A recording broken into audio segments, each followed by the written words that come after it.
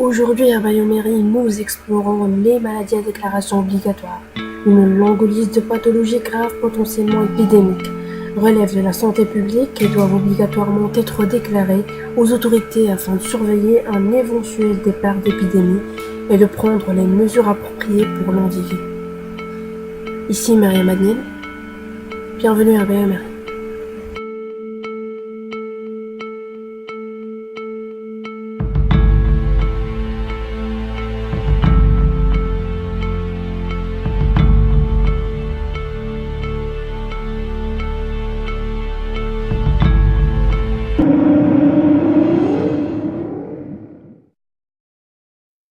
Santé, état de bien-être complet physique, mental et social. Il ne consiste pas seulement en une absence de maladie ou d'infirmité. Cette définition est inscrite au préambule de 1946 à la Constitution de l'Organisation mondiale de la santé. L'OMS.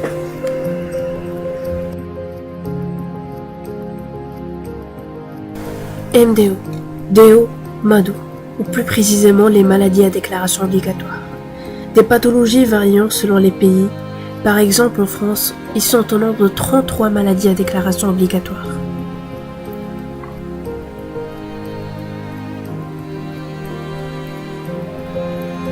La situation au Maroc est un peu la même que la dernière. On parle de 34 maladies qui sont divisées en 3 catégories selon le dernier arrêté du ministre de la Santé publique marocain. Les maladies soumises au règlement sanitaire international, les maladies pouvant donner lieu à des poussées épidémiques et d'autres maladies à déclaration obligatoire.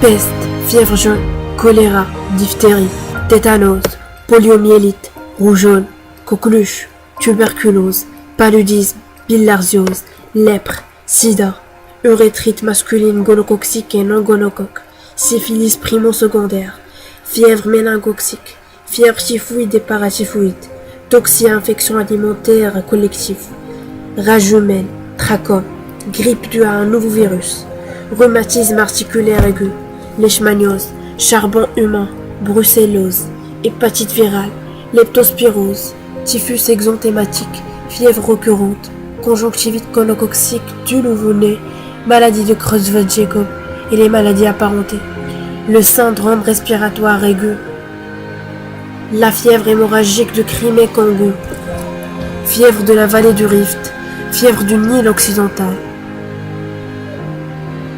l'idatidose.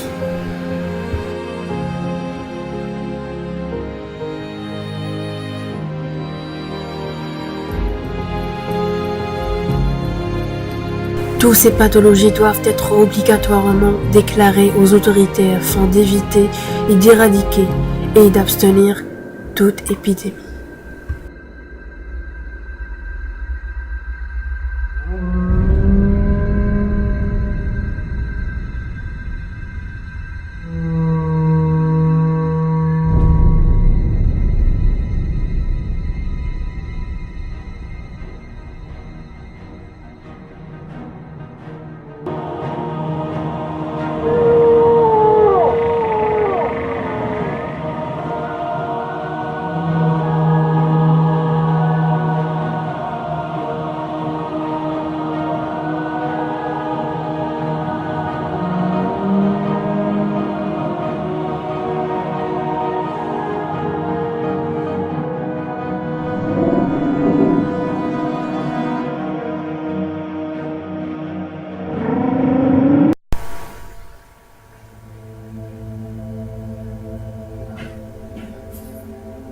À échelle internationale, la peste.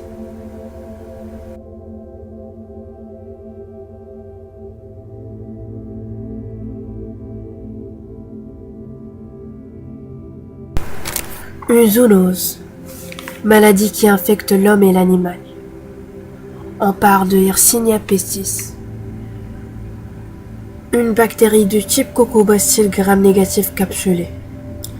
La découverte de ce germe fulminant était par Alexandre Yersin, de l'Institut Pasteur, en 1894.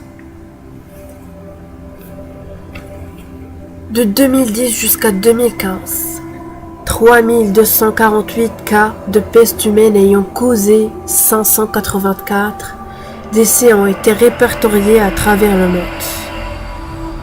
L'Afrique est le continent le plus touché avec 90% des cas de peste répertoriés répartis dans 4 pays.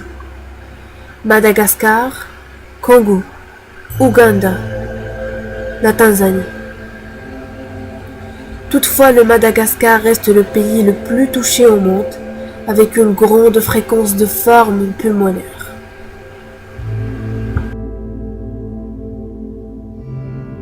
Ce germe reste résistant et très virulent pour l'homme, et spécifiquement chez son réservoir. On parle de Rattus rattus ou le rat noir en zone tropicale, et Rattus norvegicus, le rat gris en Europe. De très nombreuses rongeurs sauvages représentent le réservoir naturel de la maladie, surtout les gerbilles.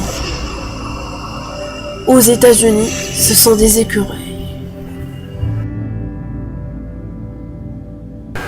La puce de rat appelée Xenopsylla chiopis dans les zones chaudes ou Nosopsilus fasciatus en Europe est le vecteur de la maladie noire.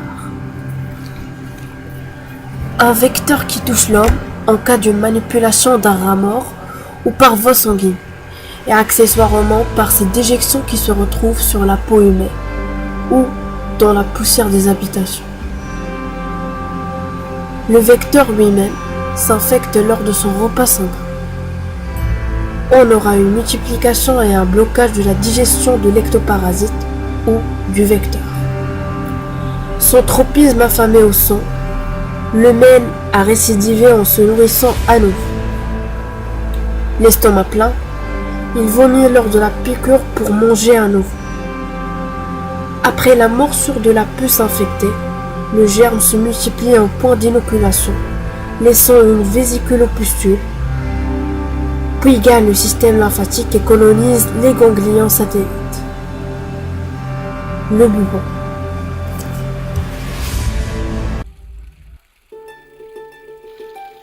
Depuis quelques jours à Madagascar, les masques de protection sont sur toutes les bouches pour tenter d'enrayer une nouvelle épidémie de peste sur l'île.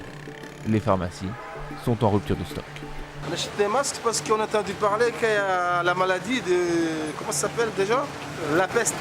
Donc pour être prudent quoi, on ne sait jamais.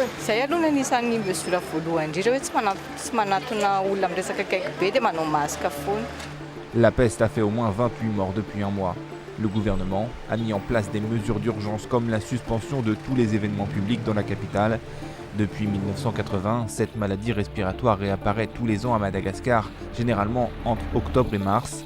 Cette période correspond à la saison des pluies ainsi qu'à la tradition malgache de retournement des corps, une coutume qui consiste à exhumer les dépouilles des ancêtres pour les envelopper dans des nouveaux linceuls. Les épidémies de peste restent rares dans le monde et se concentrent principalement dans 3 pays, Madagascar, la République démocratique du Congo et le Pérou. La peste s'exprime sous 3 formes cliniques principales différentes. La peste bubonique, peste septicémique et la peste pulmonaire. Peste bubonique. Lors de la mort des hôtes ou des réservoirs, qui sont des rats, les puces ou les ectoparasites recherchent d'autres sources de sang et contaminent l'homme et les animaux domestiques par piqûre. Après une incubation de moins d'une semaine, apparaît brutalement un état septique avec fièvre élevée, sans dissociation des pouls, frissons, vertiges, sensation de malaise. Le bubon apparaît vers le 2e jour après le début fébrile. C'est une adénopathie ou un gonflement de ganglions. La peste septicémique. Lors d'une complication de la peste bubonique, on aura une peste septicémique. La bactérie se multiplie infiniment dans la circulation sanguine. La peste pneumonique ou pulmonaire. C'est une forme qui est la plus dangereuse car elle est extrêmement contagieuse par voie d'inhalation.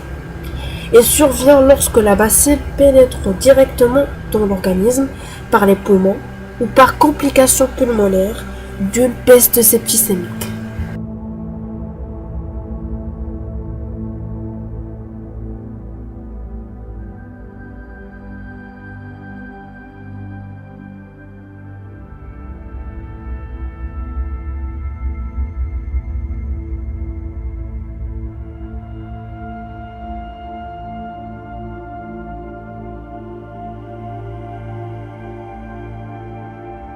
La ponction des ganglions infectés ou les bubons avec un examen microscopique après coloration peut parfois suffire.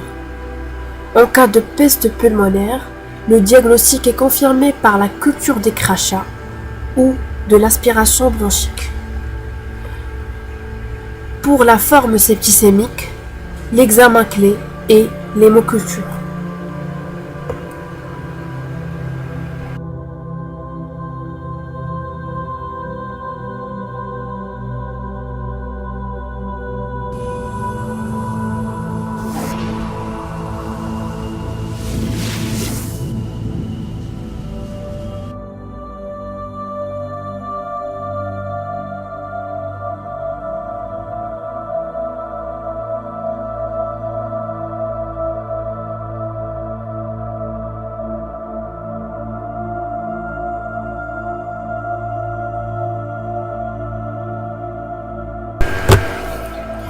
La prophylaxie s'étend à 100% aux voyageurs par le non-contact avec les rongeurs, le non-contact direct avec les tissus infectieux et de se protéger des piqûres de puces. La vaccination porte plusieurs effets indésirables graves. C'est pour cela que le vaccin anti-peste est éradiqué pour le moment, pour la mise en évidence d'un nouveau vaccin qui est moins d'effets indésirables. Sans oublier que la lutte des puces dans les forêts spécialement tropicales est l'un des pivots de l'éradication de cette maladie.